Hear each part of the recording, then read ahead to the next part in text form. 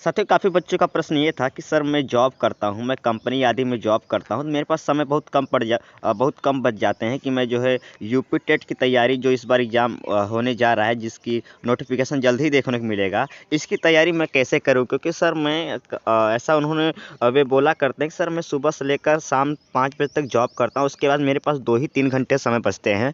अब इस 2-3 घंटे में कौन-सा ऑनलाइन क्लास लूँ, उसके बाद मैं उसका रिवीजन कैसे करूँ, उसका फिर मैं प्रैक्टिस कैसे करूँ? मेरे पास समय नहीं बचता है कि मैं इन सब तीनों चीज़ों को कर सकूँ। क्योंकि ऑनलाइन क्लासेस 4 से 5 घंटे का होता है, उसके बाद फिर उसका रिवीजन ना करें तो सब बर्बाद और प्रैक्टिस ना करें तो बिल्कुल भी ऑनलाइन क्लास का कोई मतलब नहीं रह गया। तो सर कैसे मैं अपने घर पर बैठकर और उनके पास कह रहे हैं कि मुश्किल से 2 या 3 घंटे ही ऐसे बच पाते हैं। तो कैसे 2 या 3 घंटे ही मात्र पढ़कर 1 से डेढ़ महीने में यूपी टेट वो भी अच्छे नंबर से खुद से कैसे निकालें?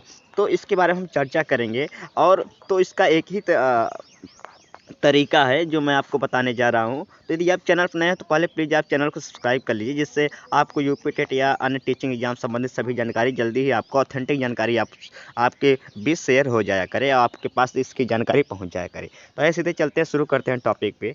तो जैसा ऐसे बच्चों का प्रश्न होता है तो मैं एक ही बात कहता हूँ, जैसा कि मेरा और मेरे खुद की मेरे जो दोस्त हैं यूपी टेट क्वालीफाई करके बैठे हुए हैं, उनका सबसे ज़्यादा जोर होता है पीवाईक्यू पे। यानी जो पिछले साल के पेपर आए होते हैं, प्रीवियस ईयर क्वेश्चन जो होते हैं, उन्हीं पे सबसे ज़्यादा उनका फोकस होता है। क्योंकि यूपी टेट का एक पैटर्न जो होता है, ज़्यादातर जो पीवाईक्यू जो पिछले साल पेपर पूछे होते हैं, उन्हीं से रिलेटेड वे क्वेश्चन दोबारा लाते हैं या फिर एकदम सेम टू सेम क्वेश्चन को कॉपी कर लेते हैं या तो उसी में थोड़ा सा बदलाव कर देते हैं। तो यानी जो पिछले साल का पेपर है, इसका अपना जो है एक बहुत ही अहम रोल होता है, अहम भूमिका होता है कि किस तरीके से एग्ज़ाम को उत्तीर्ण किया जाए। तो साथ ही यदि मैं पिछले साल के पेपर को बात करूँ, तो ऐसा नहीं है। तो पिछले साल पेपर आपको कई किताबें मिल जाएँगी, जिसमें डिट्टो ऐसे प्रश्न रहेंगे। तो लेकिन उसको पढ़ने का एक तरीका होता है, ये कि नहीं कि आप पूरे पिछले साल का एक कोई किताब ले ली जिसमें पिछले साल का पूरा पेपर है, अब उसको ऐसे आप पढ़ते जाएँ, रटते जाएँ, पढ़ते जाएँ, रटते जाएँ। अगर इस तरीके से आप पढ़ेंगे तो आप 1000 प्रश्न पढ़ लीजिए और आप एग्ज़ाम के टाइम सभी भूल जाएँगे। और क्योंकि आप अभी तक ऐसे ही करते आए हैं जिससे आप बार-बार यूपी टेट में फेल हो जाते हैं, तो पिछले साल का पेपर का पढ़ने का तरीका भी कैसा होना चाहिए, इसके बारे में हम चर्चा करेंगे। और यदि आप इन तरीकों को अपना लिए तो आप निश्चित रूप से इस बार यूपी टेट में अच्छे नंबर से पास होंगे।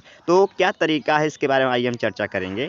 तो पहला तो क्वेश्चन आपका यही आता है कि सर ये जो पिछले साल का पेपर है, ये मिलेगा कहाँ से हमें? तो इसको आप डायरेक्ट गूगल से भी डाउनलोड कर सकते हैं। बस आपको सर्च करना होगा PYQ UP TET 2023 model paper PDF download, तो आप वहाँ से भी डाउनलोड कर सकते हैं। या आप कहीं भी किसी बुक की दुकान पे जाएँ, वहाँ पे आप बोल दीजिए कि यूपी टेट का प्रीवियस ईयर का पेपर हमको के लिए कोई किताब हो दे दीजिए, तो वो कोई कई कई किताब आपको दे देगा, जो जिसकी दाम मुश्किल से 150 तक के बीच ही होती है। तो आप वहाँ से उस किताब को परचेज़ कर सकते हैं, जहाँ पे पूरा आपको पिछले साल का पेपर आपको वहाँ पे पूरा डेट वाइज़ आपको दिया रहेगा। चलिए, तो ये तो हुआ कि कहाँ से ये मिले हमको पिछले साल के पेपर। अब बात आए कि कैसे पढ़ा जाए। तो देखिए, कई सब्जेक्ट होते हैं यूपी टेट में। आपका सीडीपी होता है, हिंदी होता है, ईवीएस होता है, तो ऐसे कई सब्जेक्ट होते हैं। तो यदि मैं एक-एक सब्जेक्ट करके बात करूँगा, जैसे अगर मुझे पहले पढ़ना होगा सीडीपी बाल विकास पढ़ना होगा एवं शिक्षण विधि, तो इसको कैसे पढ़ा जाए? तो जैसे मैं 1-2 क्वेश्चन ले लेता हूँ। ये देखिए, ये 2019 का पेपर है। ये 2019 में आए हुए ये पेपर हैं, तो कैसे पढ़ा जाए? जैसे मान लीजिए पेपर है, तो पहले तो इसका जो है आंसर आपका दिया रहेगा उसमें। हाँ, उसके जो उत्तर कुंजी रहेगा।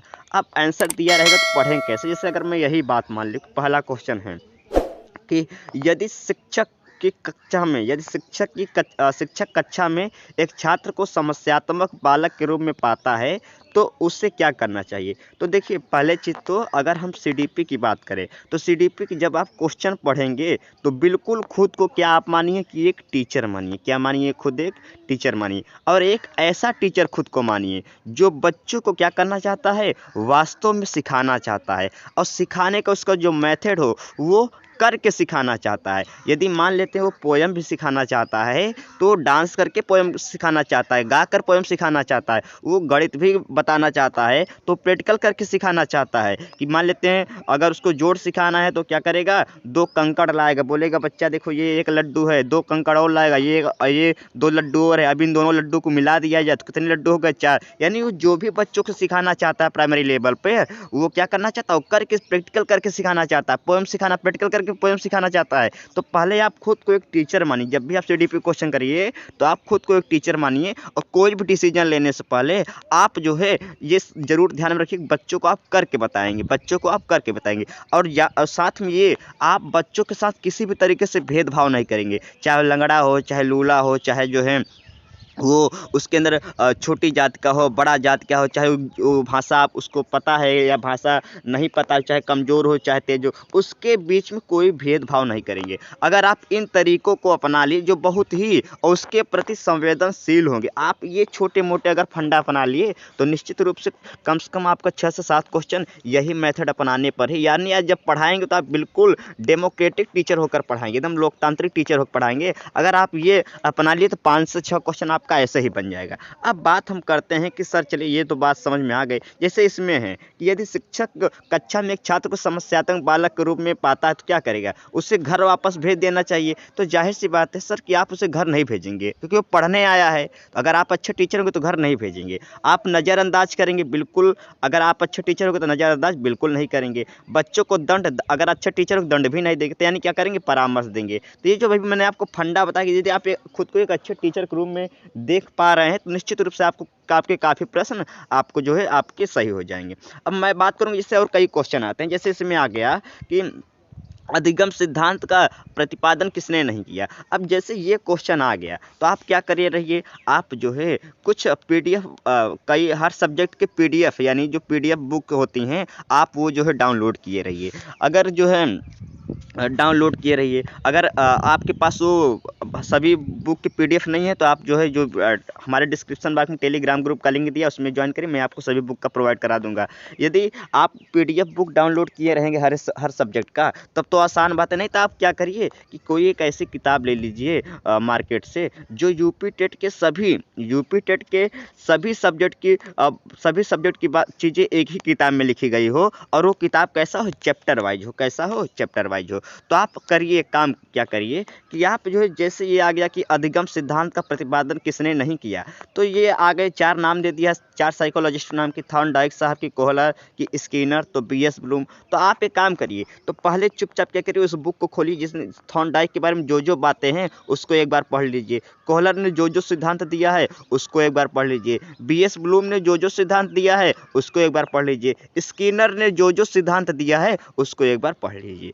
तो यानी देख रहे हैं कि आपका एक क्वेश्चन से ये 4 जो है साइकोलॉजिस्ट की जो थ्योरी थी, सिद्धांत था, वो आपके दिमाग में छप जाएगा, बिल्कुल दिमाग में आपका क्या हो जाएगा, छप जाएगा। और उसके बाद आप यहाँ से जैसे ही पढ़ेंगे फिर इसका आंसर भी पता लगा लेंगे, या तो इसका आंसर के में भी दिया रहेगा, या तो जैसे ही आप ये 4 थ्योरी पढ़ेंगे, क्योंकि एग्जाम में यही होता आया है कि कुछ 6 से 7 साइकोलॉजिस्ट जो हैं उन्हीं का एग्जाम में क्या कर देता है, उन्हीं का घुमा फिरा कर किसी एक का सिद्धांत पूछ लेगा और 4 उन्हीं में से जो बचेंगे उनका 4 ऑप्शन दे देगा। तो जैसे यदि आप 6 ऐसे करके 4, जैसे यहाँ पे आपका, जैसे आप इस क्वेश्चन को तैयार कर लेंगे, थोड़ा सा मेहनत तो लगेगा ही भाई, कम से कम आधा घंटा तो लगेगा चारों थ्योरी पढ़ने में, बुक से ढूंढने में। तो यदि इन चारों साइकोलॉजिस्ट के आप थ्योरी पढ़ लिए तो निश्चित रूप से क्या होगा, जितने भी ऑप्शन दिया रहेगा तो आप यही करेंगे, जो अगर कोई सिद्धांत हो, कोई सन के बारे में हो, कोई सिद्धांत के बारे में हो, कोई विचार के बारे में हो, कोई प्रयोग के बारे में हो, अगर ऐसे क्वेश्चन दिख जाएं तो जो चारों ऑप्शन दिए होंगे इन ऑप्शनों को इग्नोर बिल्कुल भी नहीं करना है। इन सभी ऑप्शनों को आप बुक में से ढूंढकर आप जरूर क्या करिए, एक बार उसको समझ लीजिए, रट लीजिए, क्योंकि क्या होगा कि इन्हीं चारों में से इस बार हो सकता है कि इसमें जैसे इसका आंसर बीएस ब्लूम साहब है तो हो सकता है इस बार इसका आंसर कोहलर का कोई यहाँ पे सिद्धांत दे दे और इन चारों का ऑप्शन दे दे। तो यानी यही कुछ 6 से 7 ऐसे जो साइकोलॉजिस्ट होते हैं इन्हीं का घुमा फिरा के आपसे क्वेश्चन पूछता रहता है। इसलिए इस तरीके से हम पढ़ेंगे कि हम कम ही पढ़ें, मुश्किल से 1 या 2 प्रैक्टिस सेट, मुश्किल से आप 1 या 2 प्रैक्टिस सेट इस तरीके से यदि तैयार कर लिए तो निश्चित रूप से आप देखेंगे कि आपसे सीडीपी में कम से कम 25 में या 30 में आप देखेंगे कि कम से कम 30 में आपका जो है कम से कम आपका जो है 18 से 20 क्वेश्चन आराम से हंसते खेलते आपका आराम से बनता चला जा रहा है। बस केवल 2 प्रैक्टिस सेट का मेहनत करके आप इस तरीके से तैयार कर लीजिए कि जो भी ऑप्शन दिया उन सभी ऑप्शन के बारे में आप एक बार बुक खोलकर पढ़ लीजिए, समझ लीजिए। इसी तरीके से जो भी विचार, प्रयोग, सिद्धांत आदि सन वगैरह के बारे में बातें हो, बुक्स वगैरह की जो भी राइटर जिनकी बुक्स है सबके बारे में आप गूगल करके भी पढ़ लीजिए। इस तरीके से आप पढ़ेंगे तो निश्चित रूप से सीडीपी का तो आपका कल्याण हो जाएगा। अब थोड़ा हम बढ़ते हैं थोड़ा सा आगे दूसरे सब। अब यदि मैं बात करूं हिंदी का, तो जैसे हिंदी में पहला क्वेश्चन आया है 2019 का ही ये क्वेश्चन है कि कौन सा कारक है, कौन सा कारक है। अब कारक क्या होते हैं, ये कितने प्रकार के होते हैं, कैसे पहचाने, इसके बारे में आप चुपचाप यूट्यूब पर भी सर्च करके पढ़ सकते हैं कि यूट्यूब पे सर्च कर दिए कारक क्या होते हैं, बहुत तमाम टीचर आपको समझा देंगे। ऐसे भी पढ़ सकते हैं, या फिर आप क्या करिए कि बुक रखे रहिए, जो मैंने आपको बुक बोला कि जिसमें सभी सब्जेक्ट का थ्योरी वाइज आपको थ्योरी वाइज आपके में समझाया हो, या कोई भी हिंदी किताब ले लीजिए, उसमें से आप कारक ढूंढ लीजिए। अब कारक के बारे में अच्छे से पढ़ लीजिए कि कारक कितने प्रकार के होते हैं, उसके पहचान क्या होती है, सब कुछ पढ़ लीजिए। उसके बाद यदि आप ऐसे पढ़ लिए, कारक पढ़ लिए, तो निश्चित ही रूप देखेंगे आज का आपके पेपर में कारक से क्वेश्चन रहेगा, 2 क्वेश्चन रहेगा, तो इस तरीके से 2-3 क्वेश्चन आपका आराम से हिंदी में बन जाएगा। इस तरीके से हम अब जब इन सभी चीज़ों के बारे में पढ़ेंगे, अधिकरण, कारक, संबंध, अपादान, संप्रदान, तो निश्चित रूप से आपका जो है कम से कम 2-3 क्वेश्चन तो ऐसे बनते चले जाएंगे। अब जैसे आ गया ये वाला कि भैया ये क्या गया कि कनपुरिया के रचनाकार कौन है। अब आप क्या करेंगे कि आप रचनाकार इतने ढेर सारे राइटर हैं, क्या सबका रटना शुरू कर देंगे, जो बिल्कुल भी इम्पॉसिबल, क्योंकि आपके पास समय कम है। तो आप क्या करेंगे, जितने भी ये राइटर का नाम ऑप्शन दिया है, इन सभी के बुक्स को हम थोड़ा सा देख लेंगे, एक बार रट लेंगे, ठीक, क्योंकि इन्हीं में से घुमा फिरा कर फिर से इस बार पूछेगा।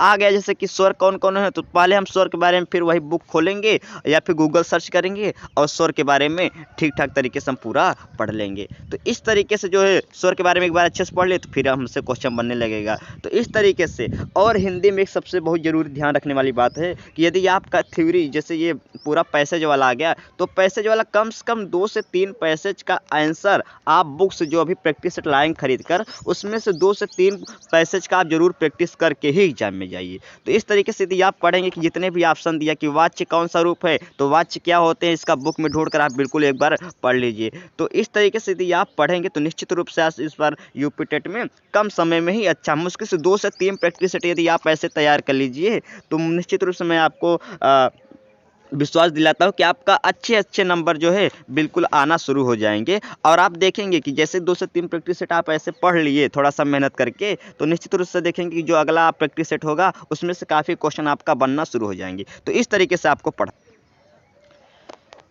अब मैथ का पढ़ने का एक ही तरीका है कि मैथ में आपसे बहुत ज़्यादा हार्ड नहीं पूछेगा, मैथ में आपसे बहुत ज़्यादा हार्ड नहीं पूछेगा। यदि आप पहले मैथ पढ़े हुए हैं, कभी आपने वनडे एग्जाम की तैयारी की हुई है, तो फिर आपको मैथ को दोबारा पढ़ने की ज़रूरत नहीं है, जितना पढ़े हैं आप उतना पर्याप्त है, बस थोड़ी सी प्रैक्टिस कर लीजिए।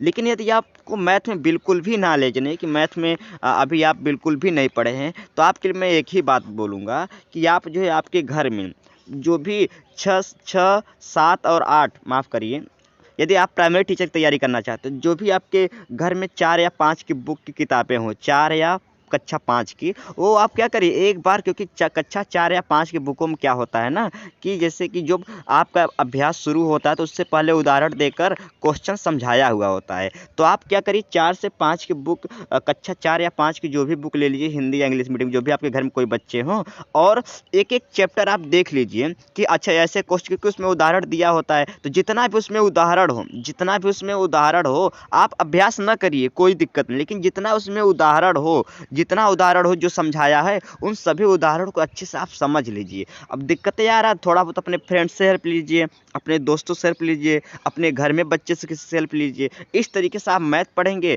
या यदि आप जूनियर की तैयारी करना चाहते हैं, तो जो 6, 7, 8 की बुकें हैं, उनमें से जितने भी उदाहरण हैं उनको आप क्या करिए बिल्कुल अच्छे तरीके से समझ लीजिए। बहुत आप ट्रिक न जानिए, बस आपको उतना टाइम पर्याप्त मिल जाएगा कि आप जो है कॉन्सेप्ट से भी वो क्वेश्चन पूरा कर ले जाएंगे। और यदि आपका मैथ सही है तो आप बिल्कुल भी इसमें टाइम वेस्ट न करें, बल्कि इसका टाइम बचाकर आप सेकेंड पेपर के लिए जैसे एसएसटी या साइंस या मैथ के लिए आप जो है तैयारी कर लीजिए। अब थोड़ा सा अगले सब्जेक्ट बढ़ते हैं। अब जैसे आ गया ईवीएस के क्वेश्चन है कि भारत में महिलाओं के लिए आरक्षण की व्यवस्था कहाँ है।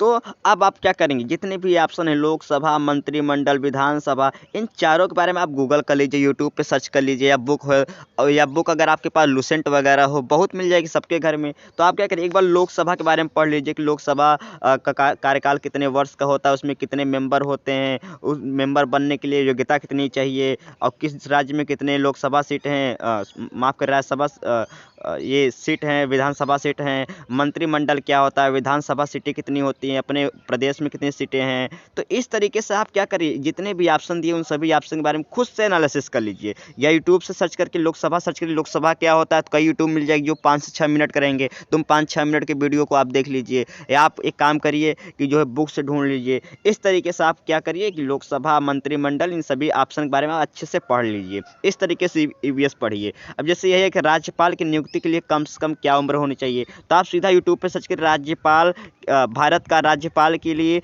योग्यताएं। ऐसे भैया भारत का राज्यपाल इतना भी सर्च कर लीजिए यूट्यूब या गूगल पे, तो आपको पूरा 5 से 6 मिनट का वीडियो मिल जाएगा। उसमें आप सीधा आपको देख लीजिए कि कौन बन सकता है, उम्र कितनी चाहिए, क्वालिफिकेशन क्या चाहिए, पहला राज्यपाल कौन है, अंतिम राज्यपाल कौन है, वर्तमान राज्यपाल कौन है। इस तरीके से आपको एक ही वीडियो में तमाम ऐसे क्वेश्चन मिल जाएंगे, क्योंकि हर साल पक्का है कि राज्यपाल से इस बार भी क्वेश्चन पूछे जाएंगे, बस पैटर्न चेंज हो जाएगा। इस वक्त पूछ लेगा कि बताइए राज्यपाल का वर्तमान राज्यपाल कौन है, तो आप एक क्वेश्चन उठाइए और उसका पूरे से पूरा क्या करिए, एनालिसिस करके पढ़ते जाइए। तो इस तरीके से आप ईवीएस भी इसी तरीके से तैयारी करेंगे। आप बुक उठाइए, बुक में दिया रहेगा राज्यपाल, तो उसके बुक से आप पढ़ लीजिए राज्यपाल के बारे में पूरा चीज़ें। तो इस तरीके से आप जो भी ऑप्शन हैं, जैसे इसमें आ गया कि अनुच्छेद 356 का प्रथम प्रयोग कब और कहाँ हुआ, तो आप थोड़ा सा जम्मू कश्मीर, केरल, मध्य प्रदेश, बिहार, तो इस तरीके से जितने भी ऑप्शन आपके आपके पीवीआईक्यू में दिया रहेगा, उनको एक बार आप क्या करिए, ऑप्शन के अनुसार ही आप पढ़ते चलिए। जितना भी ऑप्शन दिया है, अगर उन सभी के बारे में आपने पता लगा लिया, उन सभी के बारे में पढ़ लिए, तो निश्चित रूप से उन्हीं ऑप्शनों में से घुमा फिरा कर इस बार भी क्वेश्चन आएगा। आप क्योंकि आप खुद ही कई दूसरे साल के पेपर को आप मिला लीजिए, देख लीजिए कि उसी क्वेश्चन से घुमा फिरा कर चीज़ें आई हुई हैं। चलिए बढ़ते हैं। आप जैसे पढ़ा यही, अब एसएसटी की बात कर लेते हैं। यदि आप एसएसटी एग्जाम देंगे तो एसएसटी कैसे पढ़ेंगे, तो जैसे एसएसटी का भी वही तरीका है कि जैसे आ गया कि भारत में थारू जनजाति कहाँ निवास करती है, तो अब आ गया जनजाति से एक क्वेश्चन आया। आपको पता हो गया कि जनजाति से एक क्वेश्चन आना है। तो एक काम करिए, आप गूगल पर सर्च करिए कि जनजाति का इतिहास, या जनजाति इतना सर्च करिए भारत में जनजाति, तो आपको कई वीडियो मिल जाएंगे जहाँ पे आपको दिया रहेगा कि उत्तराखंड में कौन जनजाति होती हैं, राजस्थान में कौन जनजाति पाई जाती है, उत्तर प्रदेश में कौन जनजाति, झारखंड में कौन जनजाति पाई जाएगी। तो इस तरीके से आप एक क्वेश्चन उठाइए और जितना उससे क्वेश्चन बनने वाले हैं आप सभी उसको रट लीजिए।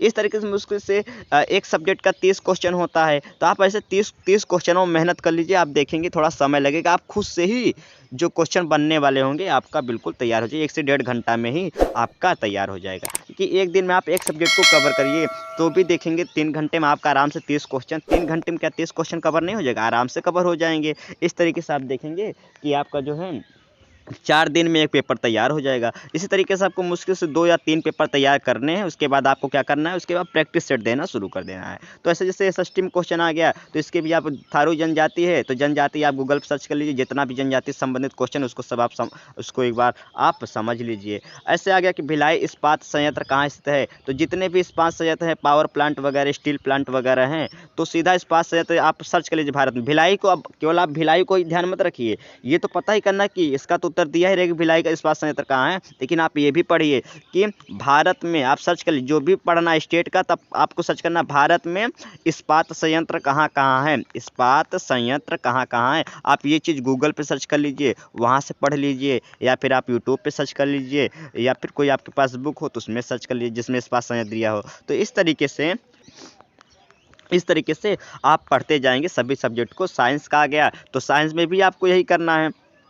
साइंस का जैसे यही आ गया आपका यही क्वेश्चन, जैसे मैं मान ले तो पहला प्रोटीन अणुओं की इकाई क्या है, प्रोटीन अणुओं की इकाई क्या है। अब जैसे आ गया प्रोटीन अणुओं की इकाई क्या है, तो जैसे एमिनो एसिड होता है, तो आप एक बार इन सब ऑप्शन के बारे में पढ़ लीजिए। ग्लूकोज क्या होता है, ये कितने प्रकार का होता है, ठीक, हमारे बॉडी में ग्लूकोज से कम होता है, ज़्यादा होता है, तो उससे कौन सी रोगी होती हैं। एमिनो एसिड क्या होता है, एमिनो एसिड का किसका पार्ट होता है, ये फैटी एसिड क्या होता है, विटामिन कितने प्रकार के होते हैं, इसके कौन कौन से रोग होते हैं। तो इस तरीके से आप सेलेक्टिव क्वेश्चन पढ़ेंगे, क्योंकि इन्हीं से सबसे क्वेश्चन आपको आए रहेंगे एग्जाम में। तो हमें उम्मीद है आपको ये थोड़ा सा आइडिया मिल गया होगा कि जब पीवाईक्यू हम पढ़े तो किस तरीके से पढ़े। यदि आपके पास कोई टीचर नहीं, ऑनलाइन क्लास वगैरह नहीं है, तो आप पीवाईक्यू इसी तरीके से पढ़िए कि एक ही क्वेश्चन को उठाइए, उसको अच्छे से एनालिसिस करके पढ़ते चले जाइए। थोड़ा सा यूट्यूब से सहारा लीजिए, गूगल सहारा लीजिए, या फिर आप बुक का सहारा लीजिए, अपने दोस्तों का सहारा लीजिए। इस तरीके से आप पढ़ते चले जाएंगे तो निश्चित रूप से आपका जो है केवल 2 से 3, यदि आप केवल 2 से 3 मेहनत करके पीवाईक्यू सेट तैयार कर लिए, तो आप देखेंगे कि आपका कई क्वेश्चन आपसे बनने लगेंगे। और हम उम्मीद आपको ये जो है इस तरीका अपना के आप जो है अच्छे से अच्छा नंबर अचीव कर लेंगे। पास होना तो बहुत बड़ी बात, बहुत छोटी बात है। आप अच्छे से अच्छे नंबर भी क्या कर लेंगे, आप अचीव कर लेंगे। तो हमें उम्मीद है आपको ये सेशन पसंद है। यदि चाहते हैं ऐसे वीडियो हमारे वाला, प्लीज़ चैनल को सब्सक्राइब कर लीजिए। और हाँ, आप इसी तरीके से पढ़ना शुरू करिए। तो अपने ये मेथड को अपने दोस्तों या रिश्तेदारों से भी शेयर करके उन्हें इस बात में अवगत करा सकते हैं किस तरीके से पीवाईक्यू या पिछले साल का पेपर पढ़ा जाए, उसका अच्छा तरीका क्या होता है। यदि आपको वीडियो अच्छी लगी तो प्लीज़ चैनल को लाइक करिए, सब्सक्राइब करिए, और हाँ, अपने दोस्तों से शेयर कर जरूर हमें हिम्मत दें। सुनने के लिए सभी का धन्यवाद।